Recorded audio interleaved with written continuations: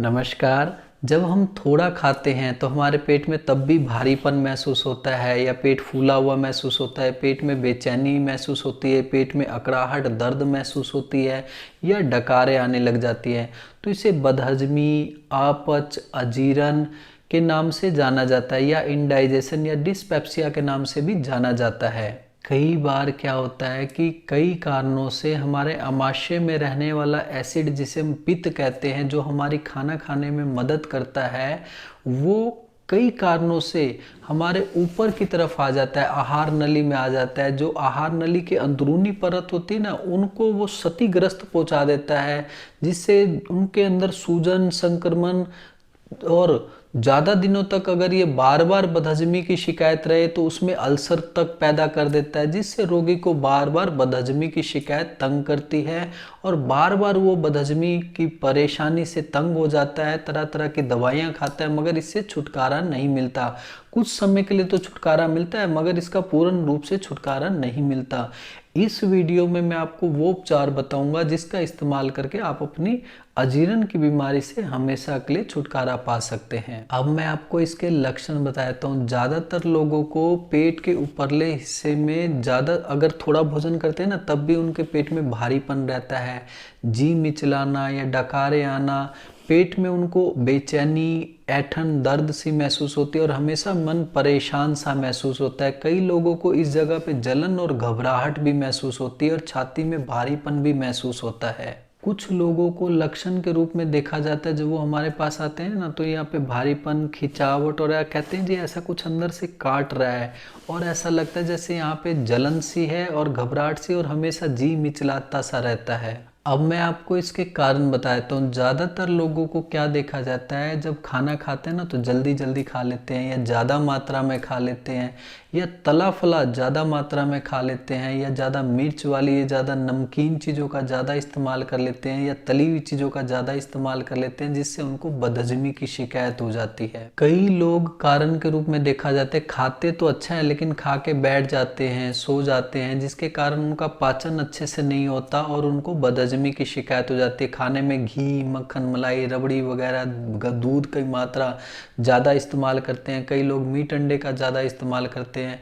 कई लोगों को क्या होता है, ज़्यादा मात्रा में शराब या धूम्रपान इस्तेमाल करने के कारण भी उनको बदहजमी की शिकायत तंग करती है। कई लोग च्युइंगम ज़्यादा चबाते हैं, जिसके कारण उनको गैस, हवा पेट में ज़्यादा बनती है, जिससे बदहजमी की शिकायत हो जाती है। गर्भ अवस्था के दौरान में क्या होता है, जैसे जैसे फीटस बढ़ता रहता है वैसे वैसे पाचन शक्ति महिला की कमज़ोर होने लग जाती है, पाचन शक्ति पे दबाव पड़ता है, जिसके कारण भी बदहजमी की शिकायत तंग करती है। कई लोगों को चाय, कॉफ़ी या चॉकलेट का ज़्यादा इस्तेमाल करने के कारण भी या ज़्यादा मीठा खाने के कारण भी उनको बदहजमी की शिकायत तंग करती है। कई लोगों को कारण के रूप में देखा जाता है कि टेंशन ज़्यादा रखते हैं, जिससे पाचन तंत्र उनका खराब या कमज़ोर हो जाता है, जिससे उनको थोड़ा भी खाते तो वो भी पच नहीं पाता और बदहजमी की शिकायत तंग करती है। कई लोगों को देखा जाता है कि आहार नली में, आमाशय में, अग्नाशय जिसे पेनक्रियाज कहते हैं, लीवर की तीली या लीवर में, आंतों में या दिल में या फेफड़ों में किसी तरह की सूजन या संक्रमण या आंतों में जख्म के कारण भी उनका पाचन तंत्र काम नहीं करता और उनको बदहजमी की शिकायत तंग करती है। इसी तरह कई लोगों को कारण के रूप में देखा जाता है, ज़्यादा लंबे समय से पेन किलर खाते हैं या स्टीरॉयड खाते हैं या ज़्यादा एंटीबायोटिक्स का इस्तेमाल करते हैं, जिनके कारण उनका खाना पच नहीं पाता और बदहजमी की शिकायत तंग करती है। अब मैं आपको घरेलू उपचार बताता हूँ। घरेलू उपचार में सौंठ आपने लेना है 20 ग्राम, सौंफ भुना हुआ लेना है 20 ग्राम, जीरा भुना हुआ लेना है 20 ग्राम और अजवाइन लेना है 20 ग्राम। इन सभी को लेके पीस के पाउडर बना ले और पाउडर चौथाई चम्मच सुबह, चौथाई चम्मच शाम को गुनगुने पानी के साथ खाना खाने के बाद लेना शुरू कर दे, तो इससे बदहजमी की शिकायत से आपको छुटकारा मिल जाएगा।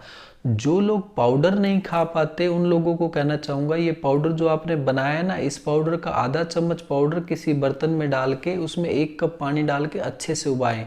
उबालने से जब पानी उबल उबल के आधा कप रह जाए, उसे नीचे उतार के छान के उसमें स्वाद अनुसार सेंधा नमक या देसी खंड, दोनों में से कोई एक चीज़ मिला के काढ़े के रूप में सुबह शाम ऐसी विधि से बना के इस्तेमाल करने से, खाना खाने के 1 घंटे बाद इस्तेमाल करने से बदहजमी की शिकायत दूर हो जाती है।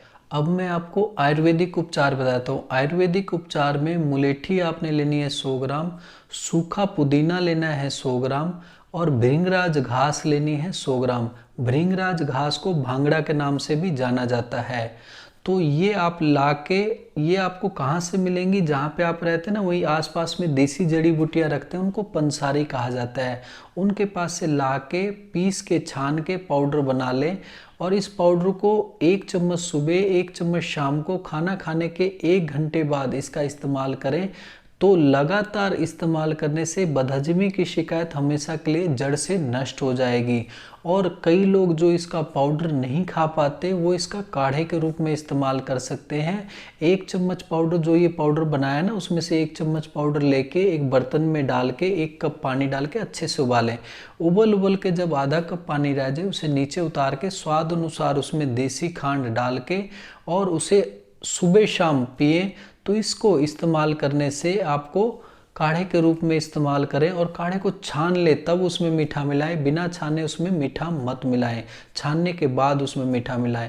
ऐसा करने से बदहजमी की शिकायत हमेशा के लिए नष्ट हो जाती है और पाचन शक्ति भी बढ़ जाती है और खुल के भूख लगती है, जो भी खाते हैं वो जल्दी पच जाता है।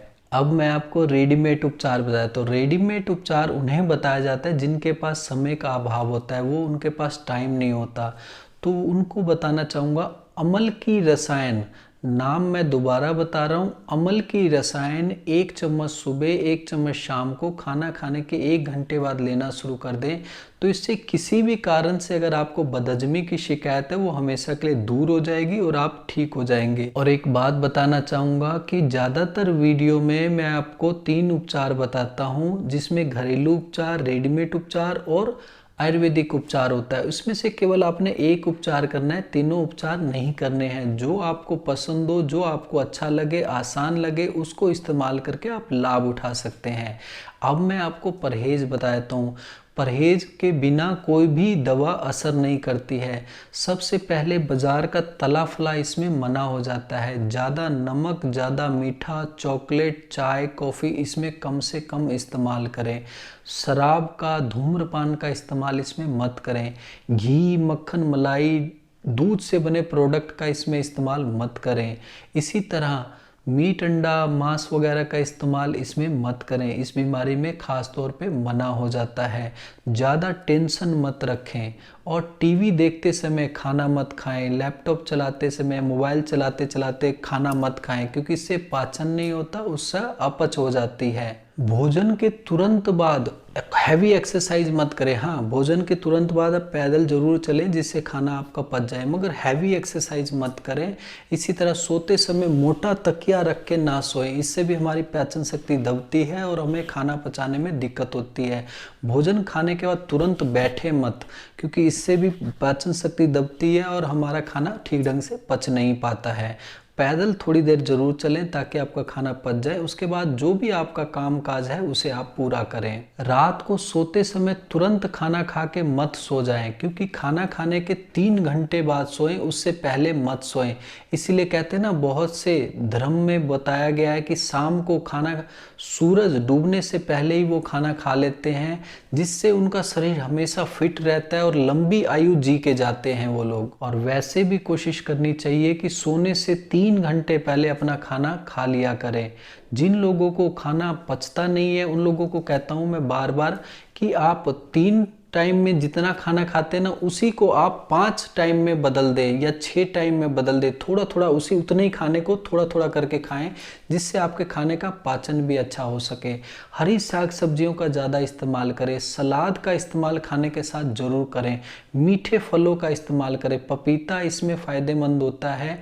मीठे अनार, सेब का इस्तेमाल इसमें फ़ायदेमंद होता है। खाना खाने का चबाएं सौंफ, उससे भी खाने का पाचन अच्छा हो जाता है। फलों में केला भी आपके लिए बहुत फ़ायदेमंद है।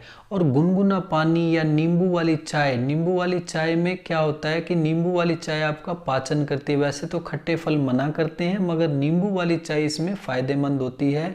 इसका इस्तेमाल पत्ती, चीनी, पानी एक साथ उबालें, उबाल के नीचे उतार के छान लें और उसमें आधा नींबू और थोड़ा सा सेंधा नमक मिला के पीने से खाने का पाचन भी अच्छा हो जाता है।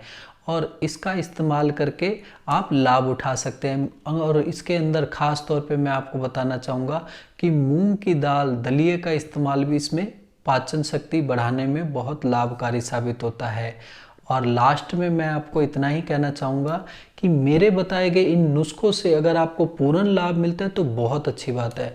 अगर आपको पूर्ण लाभ नहीं मिलता तो आप नज़दीकी डॉक्टर से या हमसे संपर्क कर सकते हैं। धन्यवाद।